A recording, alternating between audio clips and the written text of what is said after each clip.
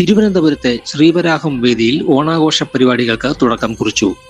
ഓണാഘോഷങ്ങളുടെ ഭാഗമായി സംഘടിപ്പിച്ച വിവിധ പരിപാടികൾക്ക് തിരുവനന്തപുരത്തെ ശ്രീവരാഹം വേദിയിൽ ഇന്ന് വൈകുന്നേരം തുടക്കമായി.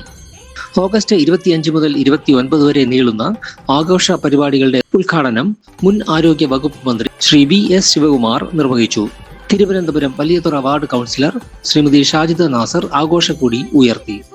പൂക്കളം, കോലം, രംഗോലി, നാടൻ കലാ കായിക മത്സരങ്ങൾ, വിവിധ കലാപരിപാടികൾ, സാംസ്കാരിക സമ്മേളനങ്ങൾ തുടങ്ങിയവയാണ് ഓണാഘോഷത്തിന്റെ ഭാഗമായി സംഘടിപ്പിച്ചിരിക്കുന്നത്.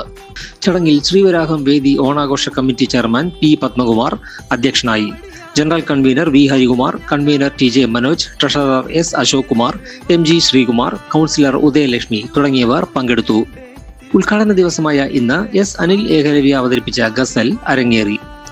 ഓഗസ്റ്റ് 29 വൈകുന്നേരം നടക്കുന്ന സമാപന സമ്മേളനത്തിൽ വിവിധ മത്സരങ്ങളിലെ വിജയികൾക്ക് സമ്മാനദാനം നൽകും.